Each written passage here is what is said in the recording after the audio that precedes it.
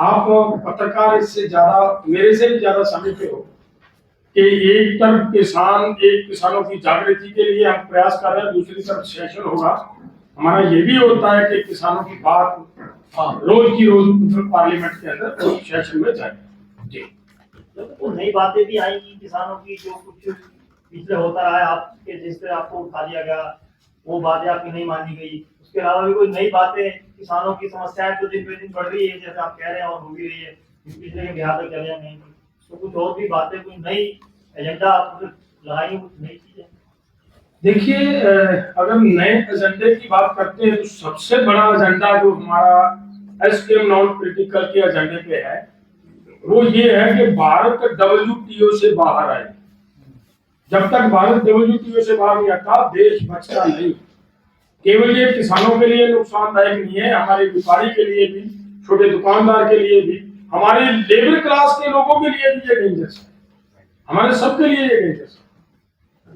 जी साहब, जो सरकार ने आपके साथ कमिटमेंट किया था ये उन्होंने पूरा नहीं किया, आपका कहना है, आपने बात करने की कोशिश नहीं की या उन्होंने कोई उनका क्या आंसर आया? देखिए, सरकार जब हम बात की करते हैं, पिछले कुछ समय पहले हमारा प्रोग्राम था जंतर मंतर पे 25 अगस्त को सरकार ने हमें एक लेटर दिया, वो हमारे पास है। हमें ये कहा कि विद इन 10 डेज का था, 10 दिन के अंदर हम आपके साथ एक बैठक एग्रीकल्चर मिनिस्टर और अन्य मंत्रियों की तय करेंगे और आपकी समस्याओं का समाधान निकालेंगे। आज तक हमारे साथ वो बैठक नहीं।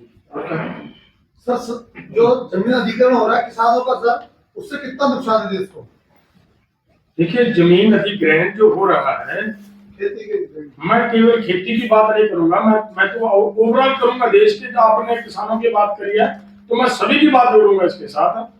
अगर जिस तरीके से जमीन का अधिग्रहण हो रहा है और कारपोरेट्स ले रहे हैं, तो अगर जो लोगों के जीवन के लिए उनको खुराक चाहिए, वो किनके हाथ में चली जाएगी? उन लोगों के हाथ में। जब उन लोगों के हाथ में चली जाएगी, जो वस्तुएं उन लोगों के हाथ में गई हैं, उनका क्या हुआ है, क्या हाल हुआ है, वो आप नोट कर लीजिए। किसानों को तो मारेंगे ही मारेंगे।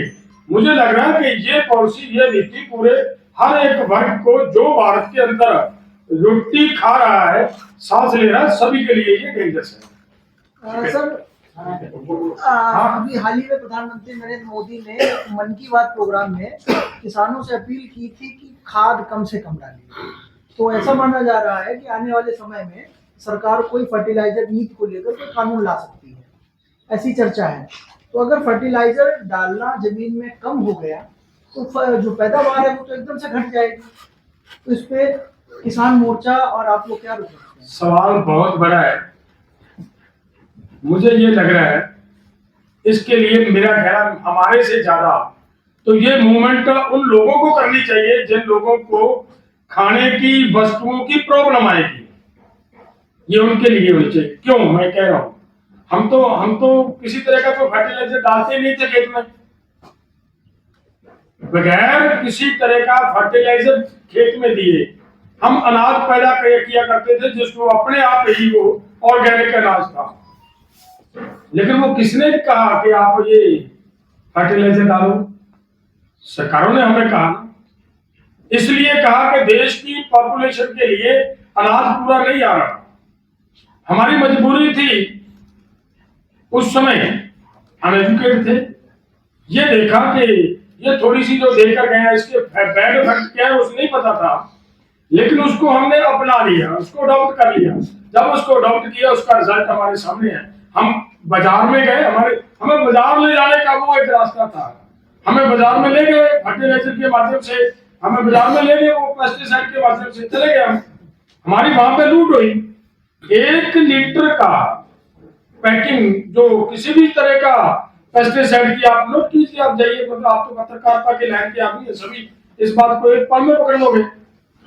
1 लीटर का वो पेस्टिसाइड का डिब्बा जो 300 रुपए में हमें मिलता है, उसके ऊपर एमआरपी क्या लिखा होता है?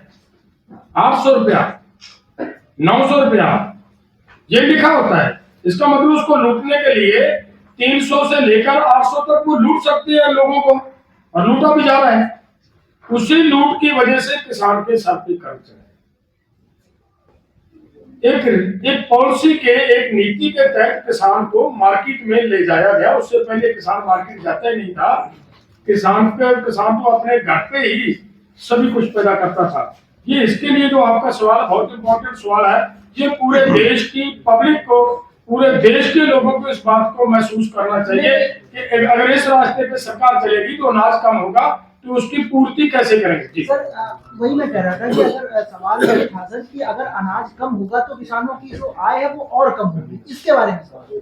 मैं ये कह रहा हूँ, आय कम होगी, एक बार लगेगा आय कम हो रही है। जब अनाज कम हो जाएगा तो अनाज की कीमत बढ़ जाएगी।